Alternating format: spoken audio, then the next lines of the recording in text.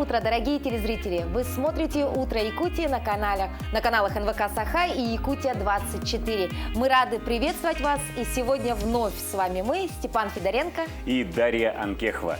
Сегодня в эфире у нас очередное прямое включение в рубрике «Когда город просыпается» из одной из кофеен города Якутска. Вместе с представителями бизнес-школы мы узнаем, как любимое хобби превратить в доходное дело. Ну а в рубрике «Мой питомец» мы расскажем сегодня о дрессировке собак. Также вместе с музейным гидом узнаем о работах скульптора Прокопия Добрынина. Ну а ближе к завершению вас ждет музыкальный подарок от нашего гостя Владимира Боярского. Я напомню, WhatsApp номер 8 914 273 44 88. На него вы можете присылать свои приветы, поздравления для своих родных, близких, а также какую-то интересную информацию, интересные новости. Также напомню страничку в Инстаграме «Утро Якутии». Подписывайтесь на нашу страничку в Инстаграме. Ну, а начнем мы эфир с прогноза погоды. Прогноз погоды на 19 февраля. Сегодня в центральных районах температура воздуха утром была зафиксирована на отметке минус 33, минус 39 градусов. В заречной группе улусов 35-43 со знаком минус. В южных районах минус 24, минус 29. В Вилюйской группе улусов температура воздуха составила 32-41 ниже 0. В Нижнеленских минус 33, минус 36. В западных районах 28-37 со знаком минус. В Колымо-Индигирской группе улусов минус 32, минус 49. В Янских районах 32-50 со знаком минус. На северо-западе 37-39 ниже 0. В Якутске в 6 часов утра температура воздуха составила минус 36 градусов, атмосферное давление 747 миллиметров ртутного столба. Ветер северо-западный 1 метр в секунду. Сегодня днем преимущественно без осадков, ветер северный 1,3 метра в секунду. Температура ожидается минус 26, минус 28 градусов. Врач и по совместительству сенатор Совета Федерации Сергей Леонов рассказал, как вернуть обоняние после коронавируса. У нас в студии наш новостной обозреватель Василий Радченко. Василий, доброе утро. Что советует господин Леонов? Да, доброе утро, коллеги, доброе утро, Якутия. Леонов отметил, что у всех с обонянием происходят дела по-разному. У некоторых возвращается быстро, у некоторых долго, у некоторых возвращается частично, а у некоторых не возвращается вовсе. Он посоветовал проводить тренировку резкими запахами. Например, парфюмом или же едой. Главное, чтобы она была свежая, а то обоняние может вернуться в самый неподходящий момент. Желательно приятными запахами. Все верно. Ну а теперь переходим к главным событиям.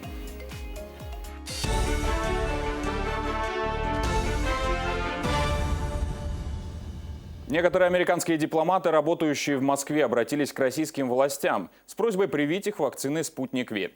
Об этом сообщает газета «Вашингтон-Пост». По данным издания, нехватка препаратов американского производства для дипломатов наблюдается во многих странах. Госдеп запрашивал для своих сотрудников 315 тысяч доз вакцины, однако пока получил менее четверти от этого объема. Газета отмечает, что российская вакцина еще не получила одобрения ни ВОЗ, ни американского регулятора, и Госдеп не рекомендовал своим сотрудникам прививаться ею, однако позволил им самим принимать решения касательно здоровья. Национальный день здоровья пройдет в Чурапчинском районе Якутии 25 февраля. Ежегодно более 20 лет в регионе в конце февраля проводится Национальный день здоровья. В рамках мероприятия медицинские работники Республиканского центра проведут ряд семинаров, круглых столов, а также население района сможет пройти обследование у узких специалистов, как кардиолога, онколога, терапевта и так далее. Обследования проводятся с целью ранней диагностики различных заболеваний.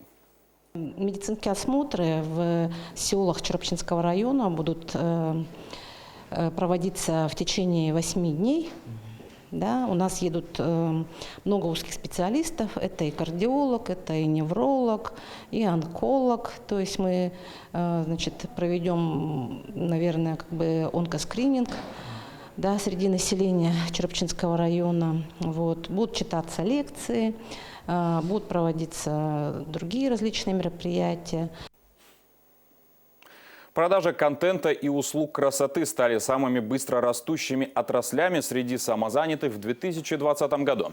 По данным Федеральной налоговой службы, на начало января прошлого года самозанятых было чуть более 2000. К февралю 2021 года их число выросло в 850 раз до 1 миллиона 700 тысяч человек.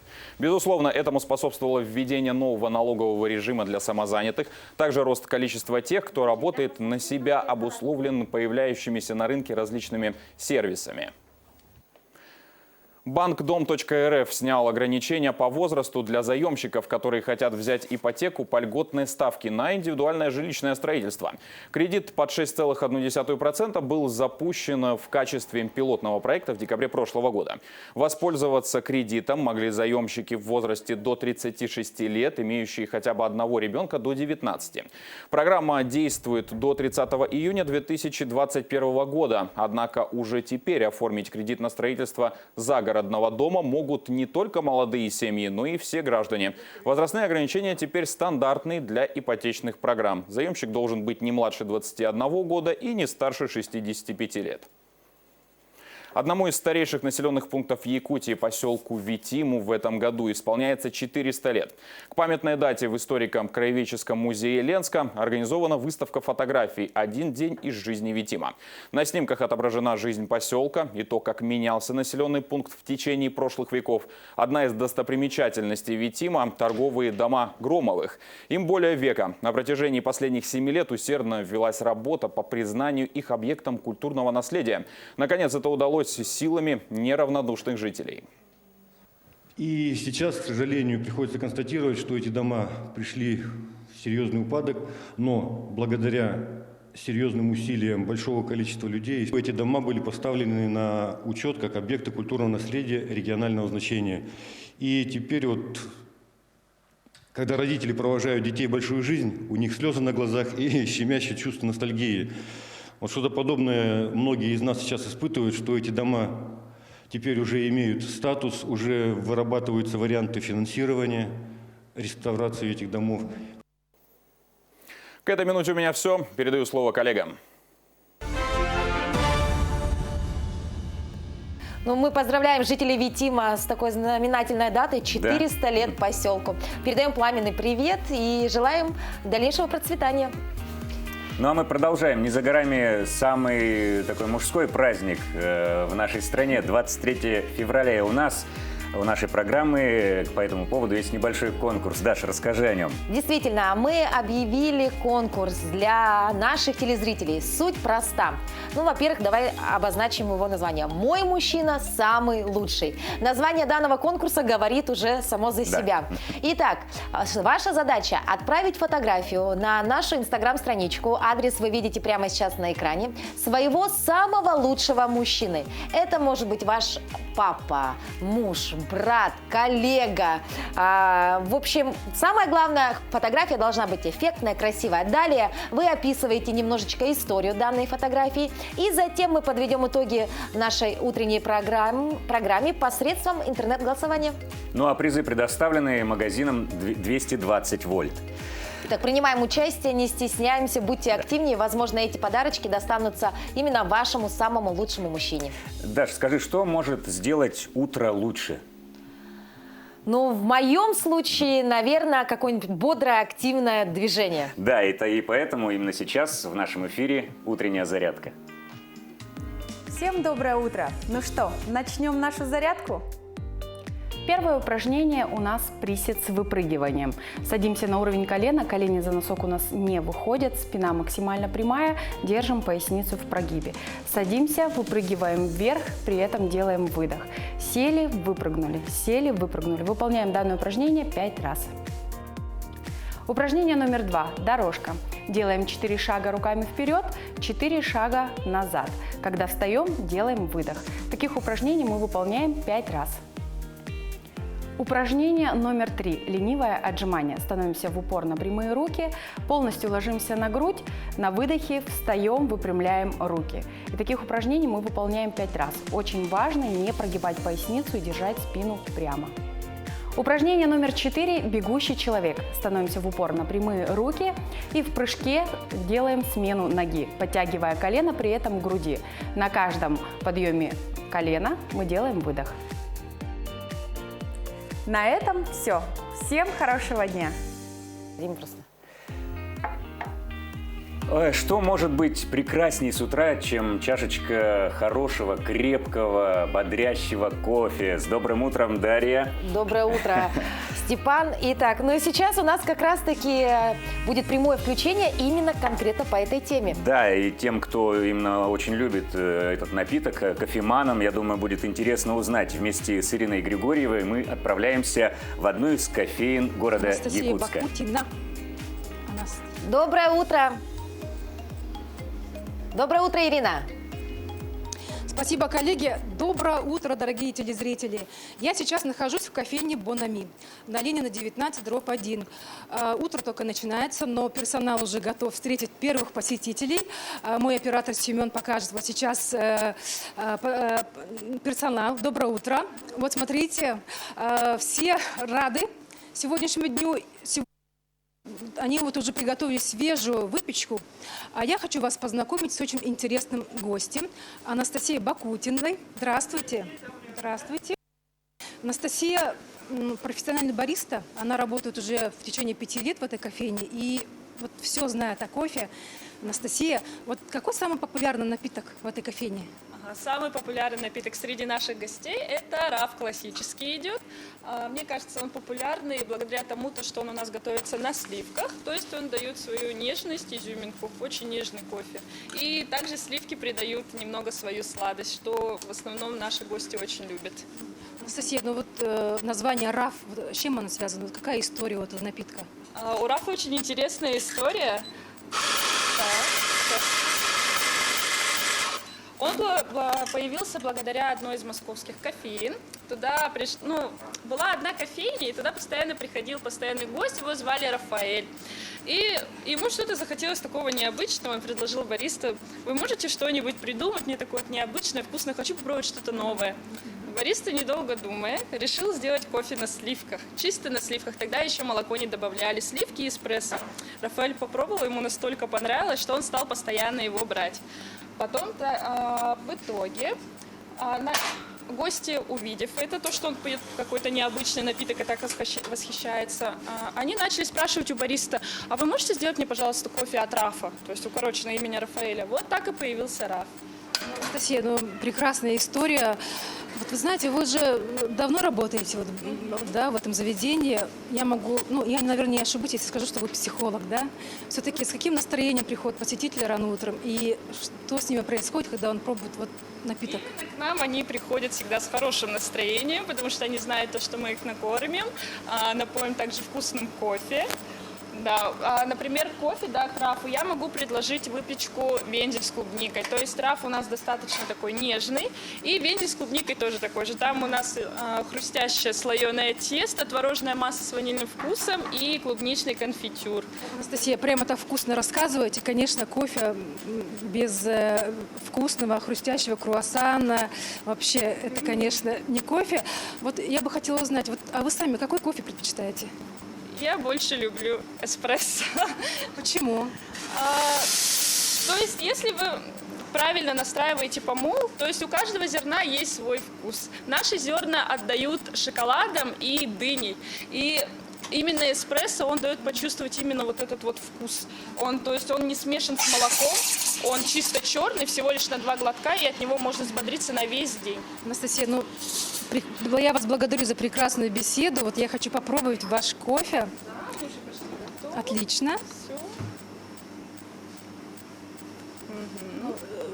Цвет прекрасный, такой сливочный. Да, сливочно-молочный. Сливочно-молочный. Давайте попробуем.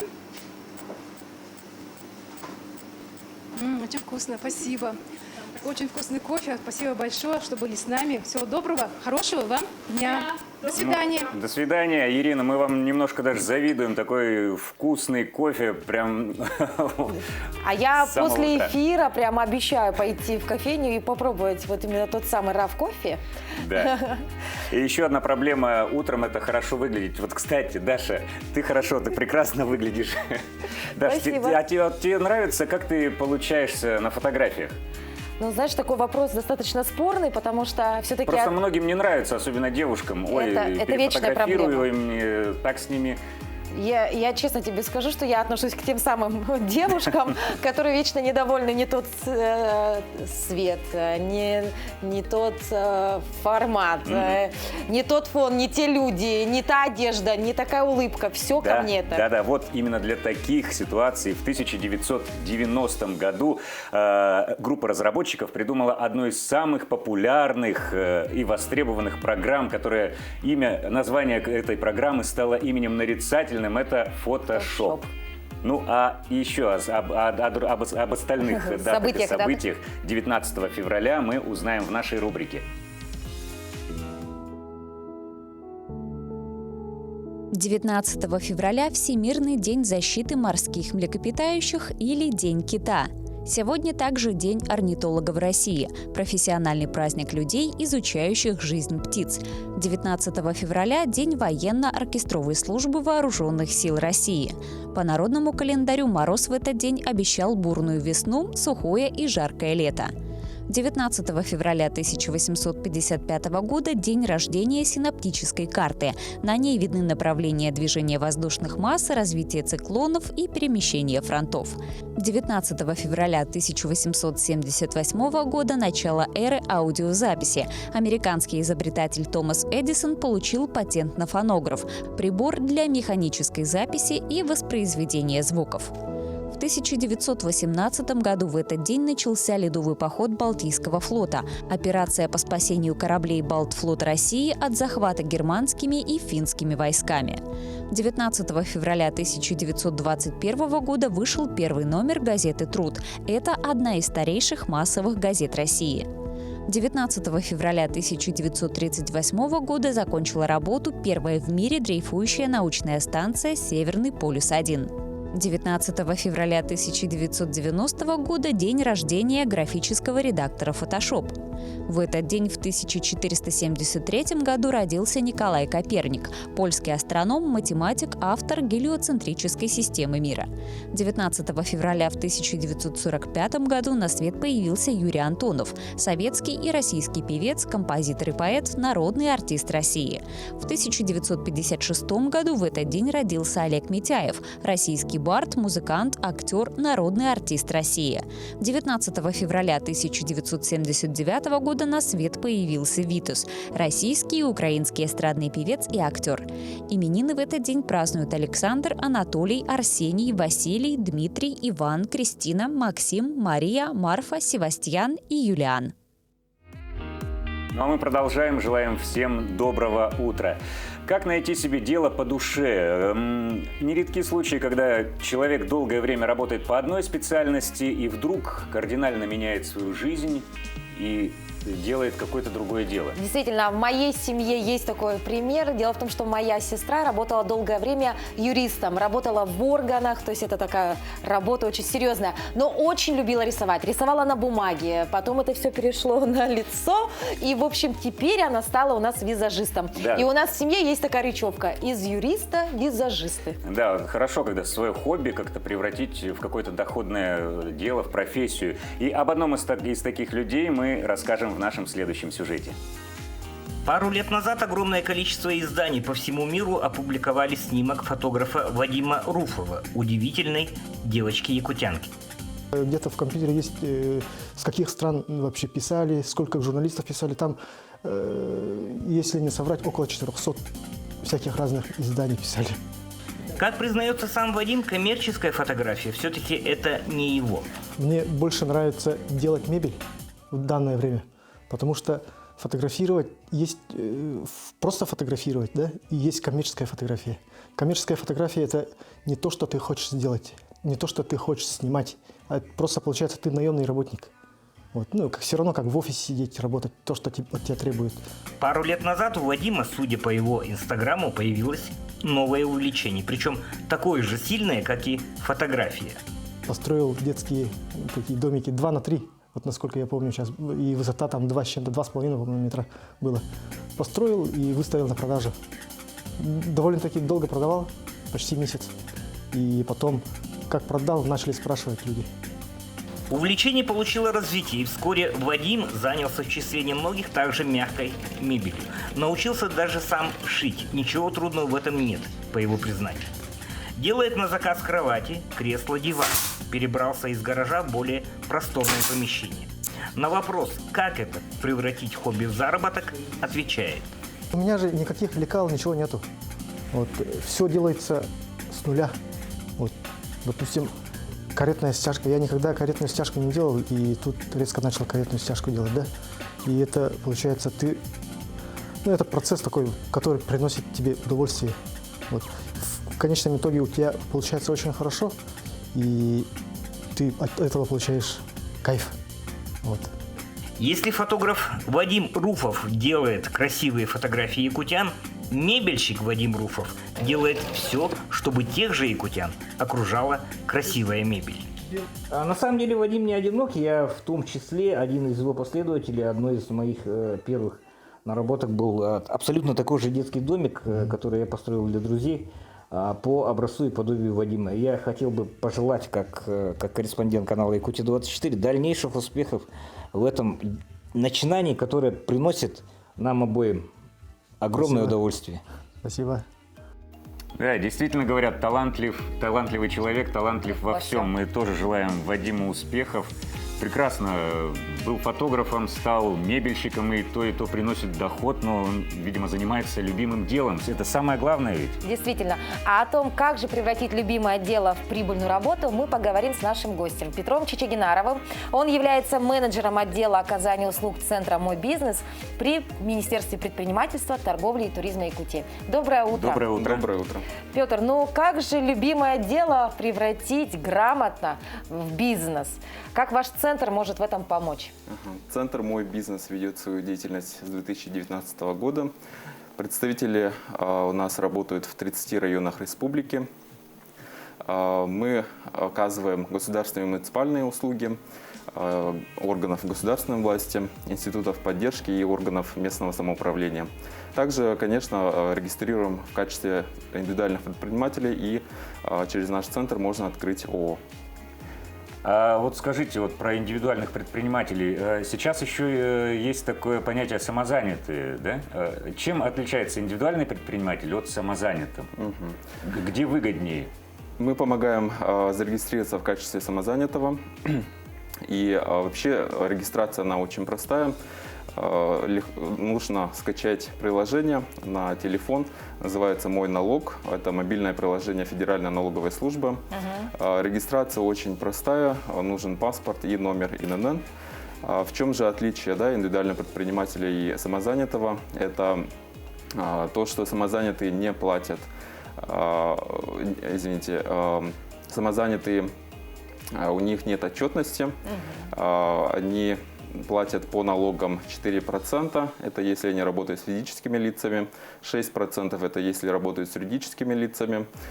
Также самозанятых есть ограничения в плане того, что они не должны перепродавать, то есть продают только собственную продукцию и оказывают услуги самостоятельно, получается. То есть таким людям, как, например, герой сюжета, который производит мебель, проще стать самозанятым, выгоднее, да?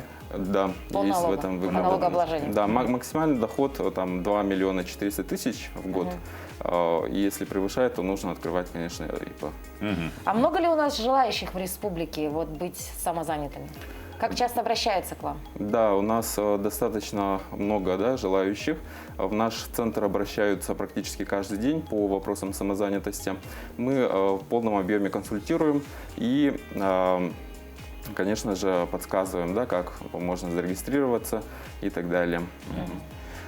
Петр, расскажите о мерах господдержки, на которые могут рассчитывать начинающие предприниматели.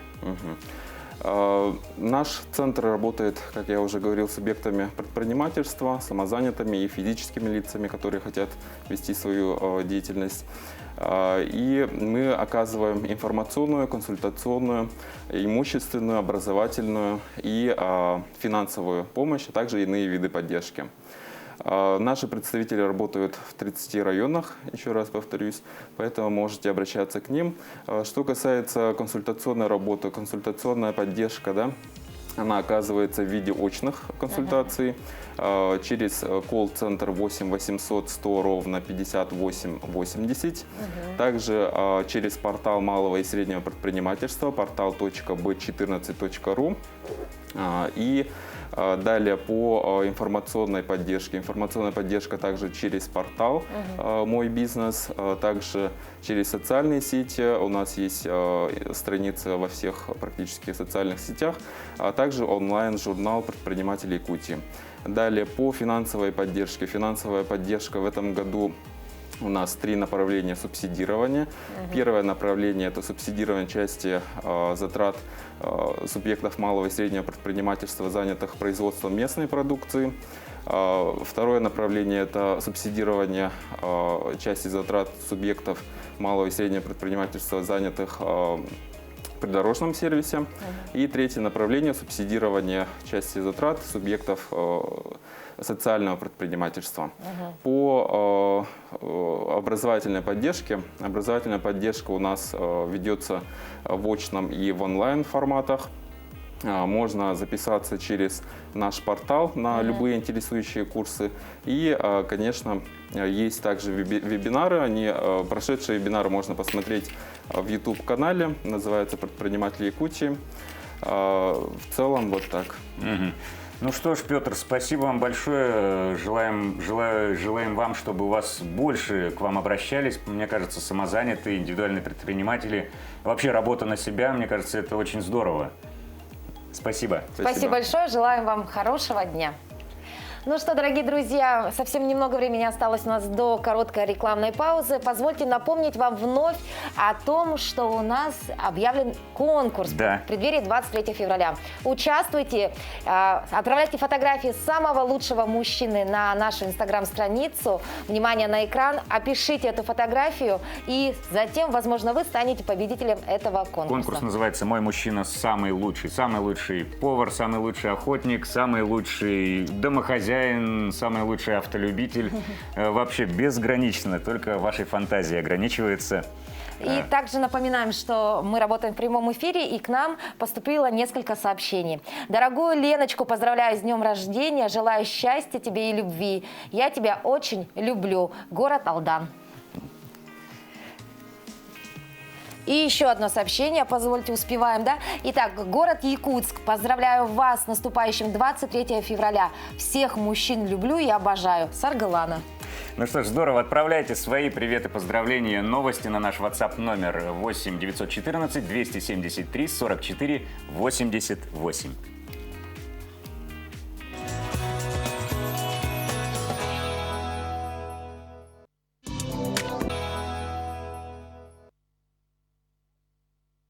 Но в связи с пандемией, конечно, пришлось обратиться к интернет-шопингу и заказывать некоторые вещи. Действительно удобно. Да, я однажды поймал себя на мысли, что у меня уже зависимость от интернет-магазинов какая-то. Просто сидишь в телефоне и смотришь все.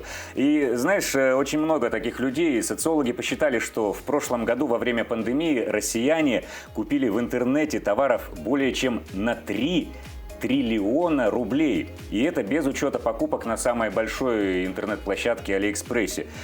О том, на что россияне потратили столько денег во время интернет-шопинга и других новостях экономики, нам расскажет Иван Лазаренко.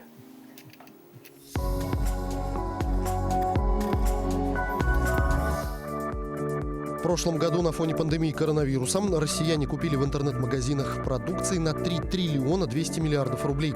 440 миллиардов из них было потрачено на зарубежных площадках, сообщают в Ассоциации компаний интернет-торговли.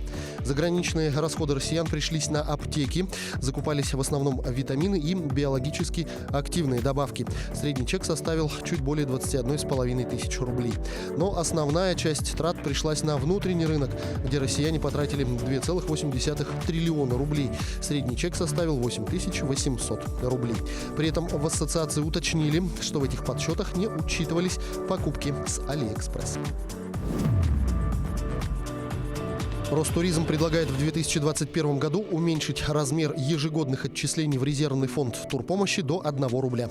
Также в проекте отмечается, что ежегодный взнос туроператоров в фонд персональной ответственности за 2021 год составит 0,25% общей цены туристического продукта в сфере выездного туризма за 2020 год и должен быть перечислен не позднее 15 апреля 2022 года.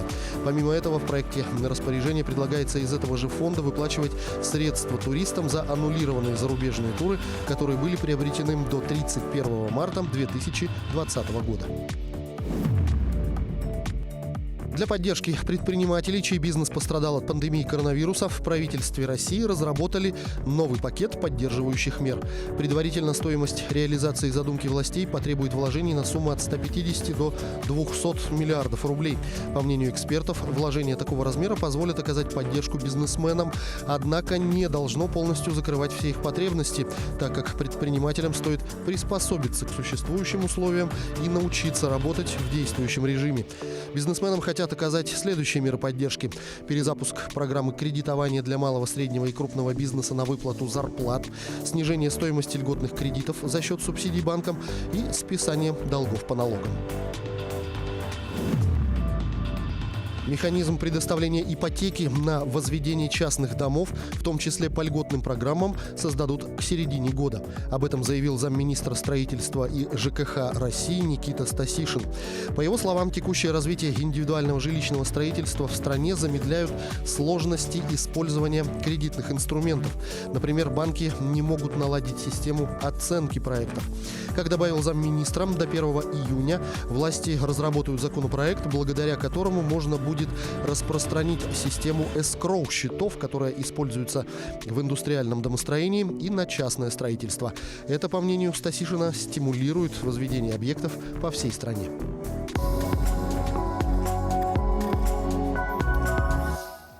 Ну а сейчас самое время предоставить слово вновь Василию Радченко, который ознакомит нас с самыми актуальными новостями на сегодняшний день.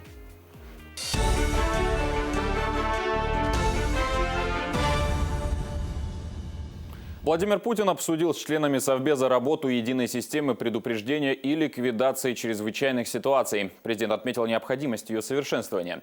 Остаются нерешенными вопросы, касающиеся организации функционирования подсистем противопожарных мероприятий и прогноза опасных гидрометеорологических явлений. Кроме того, Путин отметил сохранение сложной паводковой ситуации, а также опасной ситуации с лесными пожарами в ряде регионов, подчеркнув, что, тем не менее, 2020 год в этом смысле был непростым.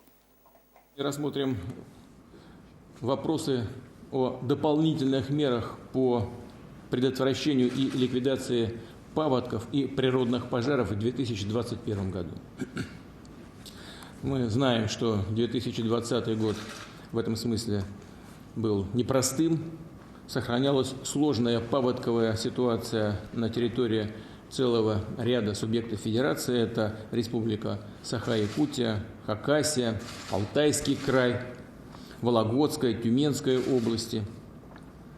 Наиболее опасная ситуация с лесными пожарами складывалась на территории той же Республики Саха-Якутия, Забайкальского края, Красноярского, Хабаровского краев, Иркутской области и Чукотского автономного округа. Однако в целом в 2020 году комплекс принятых мер, направленных на локализацию паводков и природных пожаров,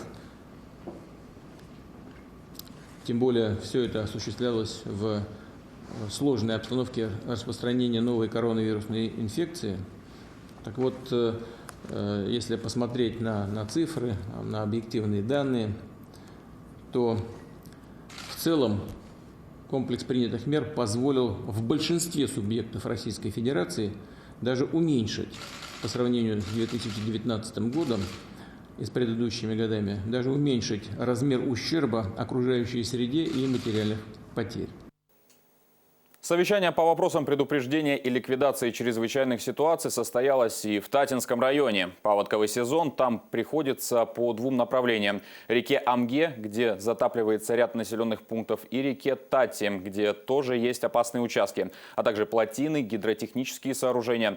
В данное время в районе насчитывается 28 таких сооружений. 10 наслегов входят в список затопляемых населенных пунктов.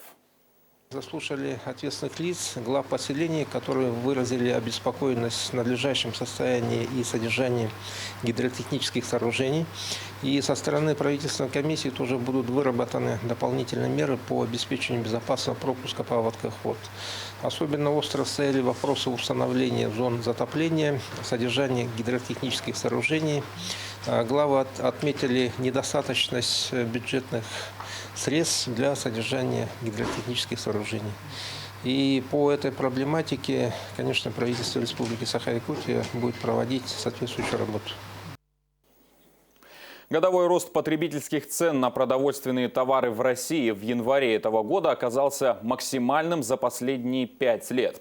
Так подсчитала аналитическая служба международной аудиторско-консалтинговой сети «Финэкспертиза».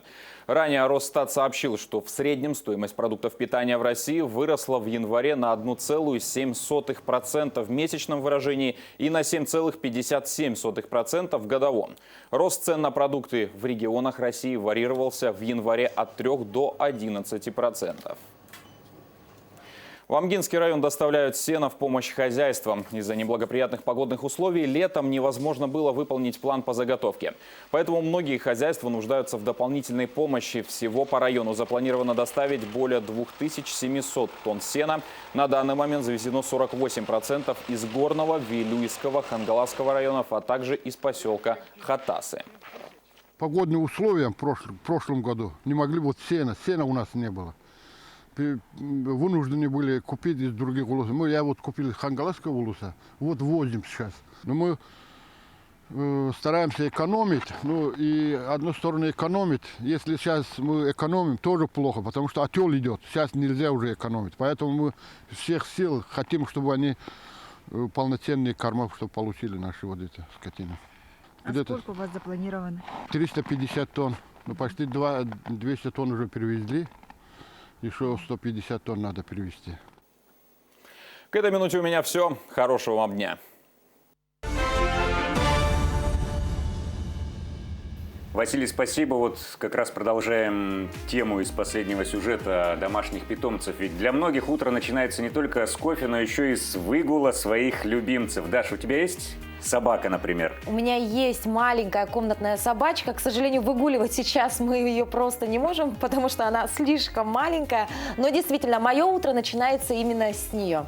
Ну и как она тебе доставляет хлопоты или наоборот какой-то дарит любовь?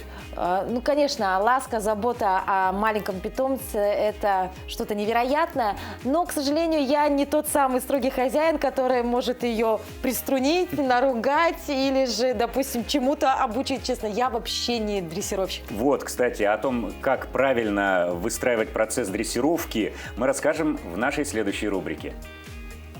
Берри, ко мне. Да, молодец. Рядом. Рядом. Молодец. Доброе утро. С вами рубрика «Мой питомец» и я, Московских Людмила. Сегодня мы с вами поговорим про воспитание и про дрессировку собачек. И если вы хотите на выходе, когда вы выращиваете собачку, получить вот такую воспитанную, слушающую вас, понимающую, то, естественно, собакой нужно заниматься. То, что сейчас показала Парабель, это называется дрессировка. А прежде чем заниматься дрессировкой, принося щенка домой, вы сразу же начинаете заниматься воспитанием вашей собачки. А воспитание – это более широкий, всеобъемлющий процесс. Дрессировка – это только одна из частей воспитания. Что входит в воспитание? То есть вы приучаете щенка к кличке, к его месту, кормежки приучаете, что можно, что нельзя в вашем доме, то есть правила, границы дозволенного обозначаете, как вас понимать, как с вами взаимодействовать. И потом, ближе к 3 месяцам, вы уже приходите на дрессировку в группу щенячьей школы. Дрессировка есть щенячья школа, подразделяется, общий курс дрессировки, защитно-караульная служба, есть караульная служба, есть разыскная служба, то есть разные службы. Парабелли у нас прошла щенячью школу и общий курс дрессировки, и вот летом будет сдавать экзамены по защитно-караульной службе. Процесс воспитания и дрессировки – это сложный процесс, требующий времени, терпения, сил и желания вашего. Но если все-таки вы завели собачку, воспитать вы ее просто обязаны. Почему? Потому что невоспитанная собака становится проблемой для вас и для окружающих. Воспитанием, конечно, можете заняться вы сами потихонечку, но дрессировкой нужно заниматься под наблюдением кинолога, чтобы не совершить ненужных ошибок, чтобы щенок у вас не ушел в неправильное русло. Мы здесь занимаемся дрессировочкой, начиная с 3 месяцев щеночки приходят, и уже постарше идет общий курс дрессировки. А на сегодня это все. С вами была рубрика «Мой питомец». С Парабелькой мы вам желаем доброго дня и всего хорошего. И в следующий раз мы с вами поговорим о целенаправленности пород и насколько целесообразно содержать определенных собак либо в городе, либо все-таки лучше в деревне и в районе. Главное при заведении себе каких-то домашних питомцев всегда помнить, что мы в ответе за тех, кого приручили. Действительно. Ну что, мы продолжаем тему того, кто как просыпается. Кто-то просыпается благодаря чашечке кофе, кто-то выгуливает своих любимых питомцев. Ну а наш корреспондент Айсена Бурнашова в Москве поделится с вами своим советом. Якутянка Олеся Сосина в Первопрестольной частый гость. Стабильно раз или 2 в месяц девушка приезжает в Москву. За все время столичных трипов она открыла для себя рецепт пробуждения по-московски. На вопрос, как сделать так, чтобы утро сразу задалось, она отвечает, нужно просто спуститься в метро. Рано утром просыпаешься, заходишь в метро и так быстро просыпаешься, что там вообще движение. Это моя стихия. Метро Москвы действительно поражает своими скоростями. Город, где проживает почти 13 миллионов жителей, объединяет 700 километров железной паутины. Городская подземка насчитывает 15 линий метрополитена. Это целых 276 станций. При этом поезда курсируют с разницей в 90 секунд. Это очень быстро. Но как тут не проснуться? Я вот сейчас из автобуса вышла и пошла в метро, чтобы в пробке не стоять. Никаких задержек. Вообще поезда вовремя. Раз, все четко работает. Потому что быстро доедешь и удобно, дешево. Дополнительным бодрящим ингредиентом пробуждения по-московски является и красота подземных станций. Например, Маяковская радует своим простором и легкостью, игрой мрамора и металла. Красные ворота, объект культурного наследия, отличаются мощными пилонами, которые украшены ценной горной породой. Ну а красотой мозаичных панно и арочных витражей непременно запоминается Новослободская. Кстати, станция также имеет статус выявленного объекта культурного наследия. Самым главным элементом оформления станции метро Новослободская являются вот такие витражи. Всего их на станции насчитывается 32. Расположены они как в центральной части зала, так и около платформ. И отличаются они не просто ярким цветом, но и изображениями. Здесь мы видим и фантастические цветы, и ярких птиц. Такая красота открывает глаза на многие вещи. Не просто транспортная артерия города, а настоящий подземный музей. Не просто способ передвижения, а целое увлекательное путешествие. Тут и бодрящий кофе не нужен. Кстати, поднимать настроение и задавать позитив всему дню позволяют и музыканты. Специально для них в Мосметро созданы концертные точки.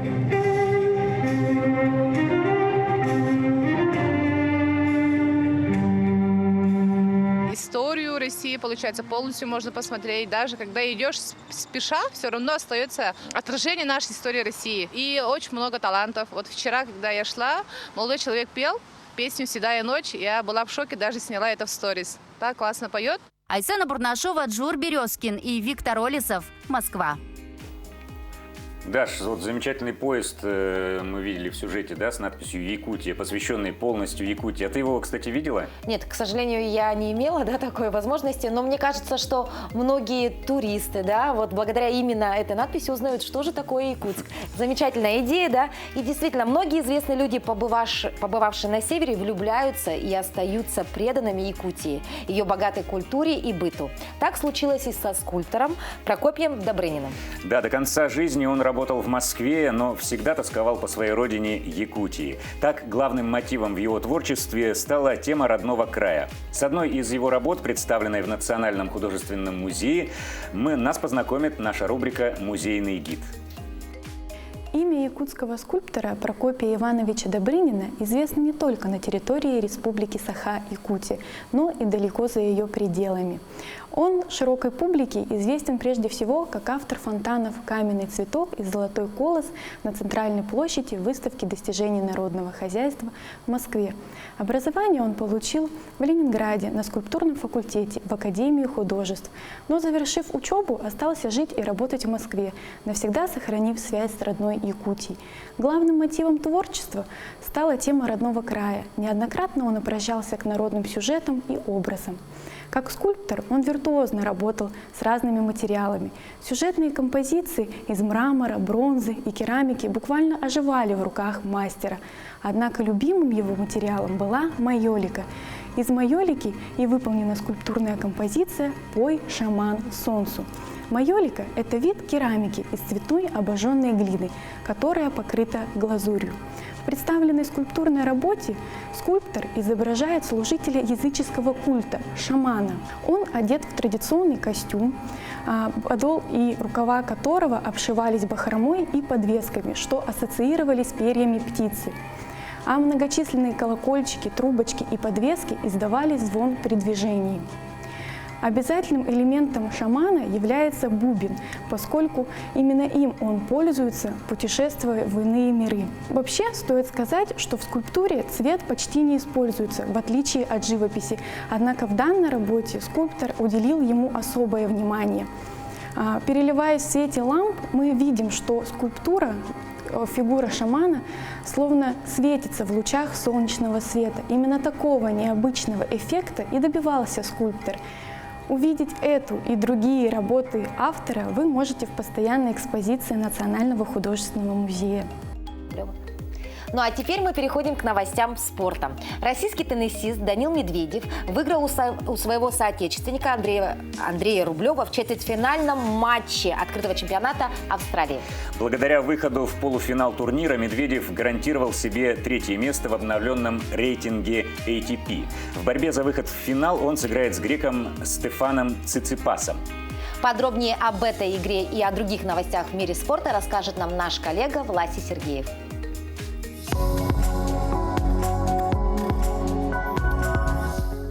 Россиянин Данил Медведев одержал победу над соотечественником Андреем Рублевым в четвертьфинальном матче открытого чемпионата Австралии по теннису. Встреча завершилась со счетом 7-5, 6-3, 6-2. Спортсмены встретились друг с другом в пятый раз. Во всех случаях победу праздновал Медведев. В полуфинале турнира он сыграет с греком Стефаносом Циципасом, который в 1/4 финала выиграл у испанца Рафаэля Надаля. В настоящий момент Данил Медведев располагается на 4-й строке рейтинга Ассоциации теннисистов-профессионалов. В его активе 9 титулов ATP. На турнирах серии «Большого шлема» лучшим результатом россиянина является выход в финал. Матч Медведева с Циципасом пройдет сегодня. Российский страж ворот Нью-Йорк Айлендерс Илья Сорокин признан первой звездой игрового дня Национальной хоккейной лиги. В матче против Баффало он оставил свои ворота в неприкосновенности, отразив 20 бросков. Благодаря этому его команда выиграла со счетом 3-0. Вратарь провел первый сухой матч за клуб, а также одержал первую победу в НХЛ. Напомним, 25-летний Сорокин подписал контракт с Айлендерс летом 2020 года. В текущем сезоне Сорокин провел 4 матча. Ранее он выступал за московский ЦСКА в континентальной хоккейной лиге. В составе армейцев он становился победителем Кубка Гагарина и серебряным призером лиги. Мужская сборная России по водному полу обыграла команду Хорватии в матче квалификационного турнира к Олимпийским играм в Токио. Соревнования проходят в нидерландском Роттердаме. Россияне выиграли встречу со счетом 14-13 и продолжают возглавлять турнирную таблицу группы «Б».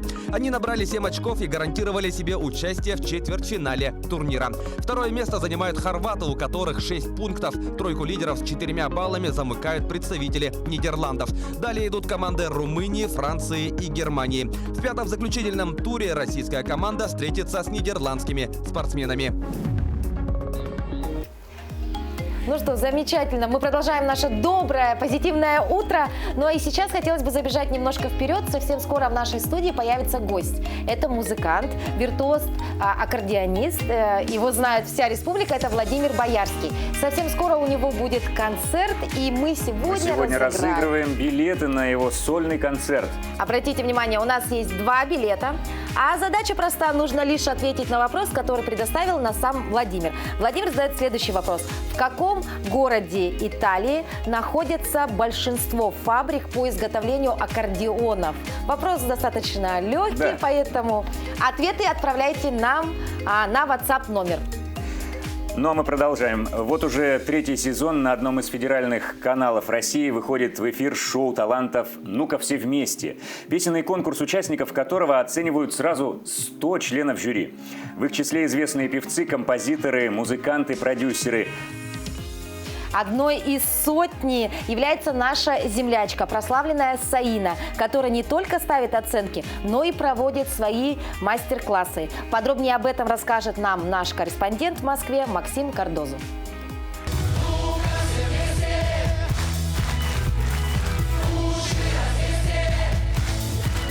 «Ну-ка все вместе». Это новое грандиозное музыкальное шоу. Его участники демонстрируют свои уникальные голосовые таланты, а оценивают возможности людей сразу 100 членов жюри. Это певцы, композиторы, музыканты, продюсеры. В числе них и Саина. Добрый вечер, Россия! Мне стало очень интересно. Я прошла кастинг, и уже вот 3-й год, сейчас 3-й сезон, достойно занимаю место вокального эксперта. Сейчас каждый день в студии на Мосфильме проходят съемки программы. Премьера намечена на весну. В рамках шоу Саина сменит 9 уникальных костюмов, покажет мастер-класс игры на хомусе, а также даст свою оценку исполнительскому мастерству участников. Здесь действительно все сошлось. И песня, и голос, и самое главное, ваша душа поет. И вам за это огромное большое спасибо. У меня такая отдельная просьба. Вы не могли бы сделать обряд, чтобы у нас в Москве электроэнергия подешевела? Могу, Николай, все могу. Саина говорит, что за время съемок все участники сдружились. У сотни экспертов даже появились свои традиции. Также, по мнению певицы, за особую теплую атмосферу на проекте отвечает Николай Басков, который ведет шоу.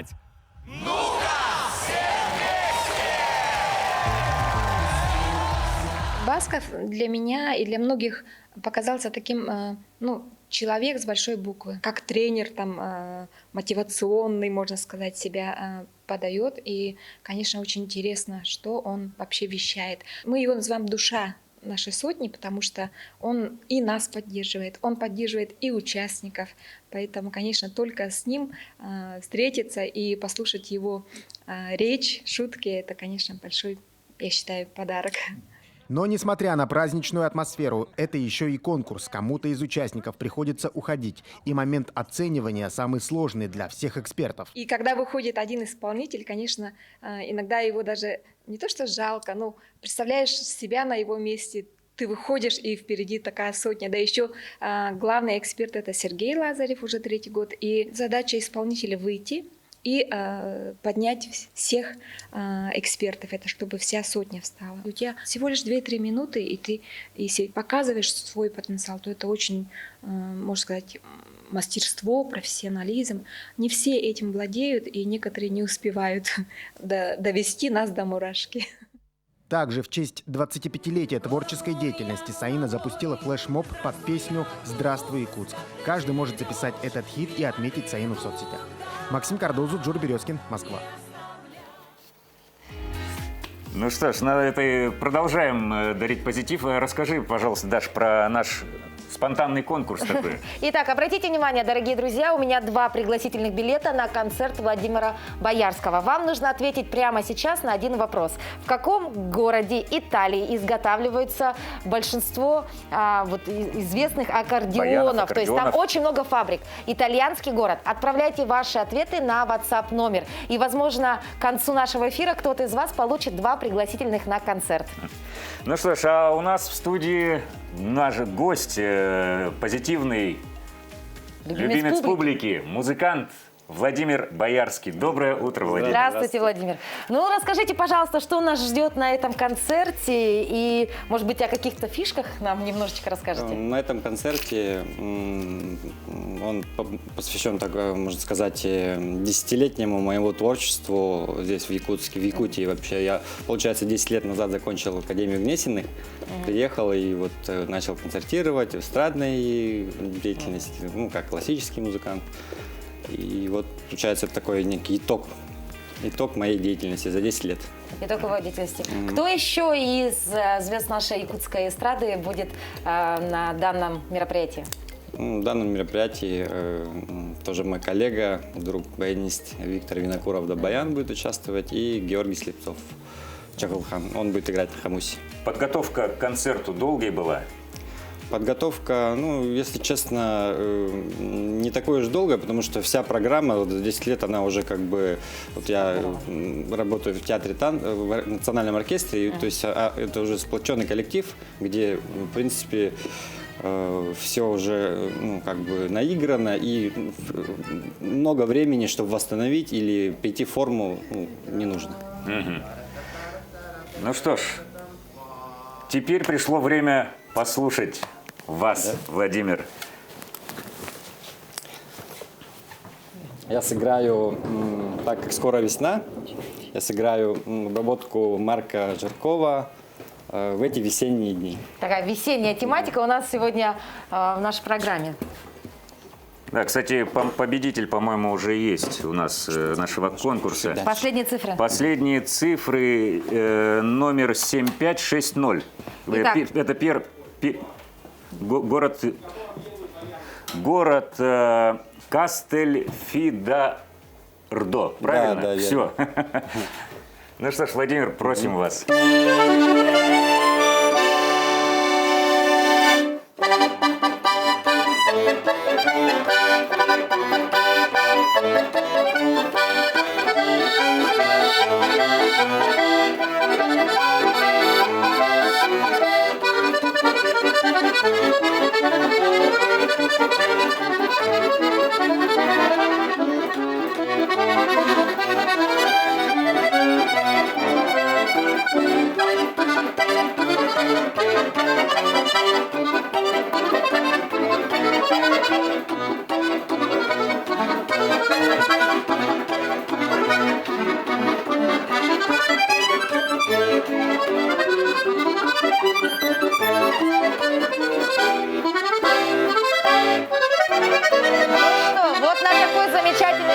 Музыкальной ноте мы с вами прощаемся. Доброго всем утра.